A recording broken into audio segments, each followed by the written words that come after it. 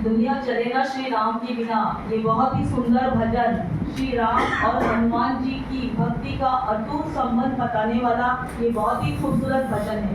क्योंकि 14 वर्ष के वनवास के दौरान हनुमान जी ने भी श्री राम की बहुत जगह पर सहायता की, चाहे फिर वो सीता खोज हो, पाताल लोक में अहिरावण का ले जाना हो, लंका विजय हो, संजीवनी बूटी लाना हो। तो श्री राम ने भी उन्हें नवनिधि और अष्ट सिद्धि नवनिधि के दाता बना दिया था, और सीता माँ और श्री राम की कृपा से ही हनुमान जी को मिला था।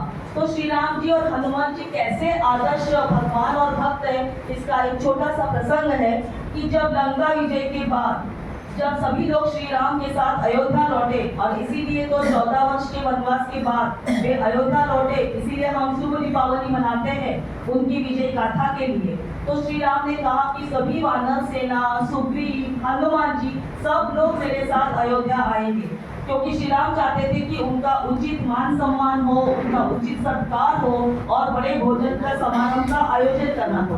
तो सभी लोग पहुंचे अयोध्या। अब सुग्रीव जी को बड़ी चिंता होने लगी कि पूरी वानर सेना यहाँ पर आई है, तो कैसे ये भोजन समारोह में व्यवहार करेंगे। तो उन्होंने सबको बुलाकर कहा कि देखो, हम लोग यहाँ अयोध्या में आए हैं, बड़ा राजमहल है, बहुत सब शिष्टता से रहना है, डिसिप्लिन के साथ सबको रहना है, कोई उछल कूद नहीं मचाएगा। तो उन्होंने कहा वैसे तो आपकी बात बिल्कुल सही है, हम कोशिश भी करेंगे ऐसी करने के लिए, पर क्या है, हमारा तो स्वभाव ही है उछल कूद करना। तो आप ऐसा करिए ना कि किसी मार्गदर्शक को हमारे साथ रख दीजिए, जो हमको सूचना देगा, जो हमको बताएगा, तो हम उसके अनुसार सब काम करेंगे। तो सुग्रीव ने कहा ये बात भी ठीक है। तो उन्होंने हनुमान जी को मार्गदर्शक बनाया। हनुमान जी को कहा कि पूरी वानर सेना को तुम्ही को संभालना है, देखो ये बड़े समारोह में कोई भी गड़बड़ी नहीं होनी चाहिए। तो हनुमान जी ने बड़ी खुशी से ये कार्यभार उठा लिया, क्योंकि श्री राम जी का प्रसंग था, तो अपने आराध्य देवत के लिए तो वो हर दिन सब कुछ करने के लिए तैयार ही होते। तो उन्होंने सबको सूचनाएं दी और भोजन समारोह प्रारंभ हुआ। पूरी वानर सेना इतनी शिस्तता से, बहुत अच्छी तरह से अनुशासन के साथ भोजन कर रही थी। सब लोग बड़े प्रसन्न थे, क्योंकि श्री राम ने सबका बहुत मान सम्मान बढ़ाया था। श्री राम जी ने देखा कि मेरा भक्त भरत सम भाई मेरा हनुमान जी खड़े ही है, वो तो भी भोजन करने के लिए बैठे भी नहीं है। तो उन्होंने देखा कि इन्हें अपनी बाजू में आसन देकर बिठाए, पर देखा कि कहीं जगह खाली नहीं बची है। तो उन्होंने धरती माँ से कहा कि माता थोड़ी सी जमीन उठा दीजिए, एक आसन बना दीजिए, ताकि मेरा भक्त हनुमान जी भी मेरे साथ भोजन कर सके। तो माता पृथ्वी ने वैसा ही किया, बहुत अच्छा उनके लिए आसन बन गया। उन्होंने कहा कि हनुमान जी आप मेरे साथ ही बैठ जाइए। तो हनुमान जी ने कहा नहीं नहीं, मैं आपकी बराबरी कभी नहीं कर सकता।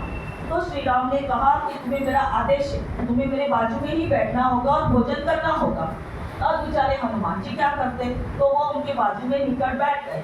अब देखा कि सभी लोग केले के पत्ते पर खाना खा रहे, भोजन कर रहे, पर एक ही बर्तन थी बची हुई जो श्री राम को परोसी गई थी। तो अब हनुमान जी के लिए कोई केले का पत्ता बचा ही नहीं था, तो अब कैसे भोजन करें। तो हनुमान जी ने कहा कि नहीं नहीं प्रभु, मैं आपकी बर्तन से खाना नहीं खा सकता, क्योंकि फिर जूठन हो जाएगी।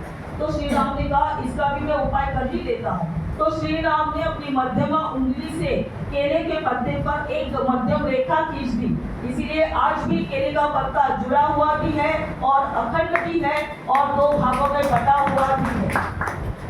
ये उद्देश्य बताता है कि भक्त और भगवान का कैसा गहरा संबंध होता है, इसीलिए हर पूजा, हर नैवेद्य में ये केले के पत्ते का ही प्रयोग किया जाता है। इस तरह से श्री राम ने उन्हें अष्ट सिद्धि और नवनिधि का दाता बनाया, तो हनुमान जी ने भी उनकी हर तरह से सहायता की। ऐसे श्री राम और हनुमान जी के विषय में बहुत ही सुंदर गाना प्रस्तुत कर रहे हैं श्री मकरंद म्हात्रे। दुनिया चले ना श्री राम के बिना, हनुमान जी के बगैर उनका कोई काम होता ही नहीं।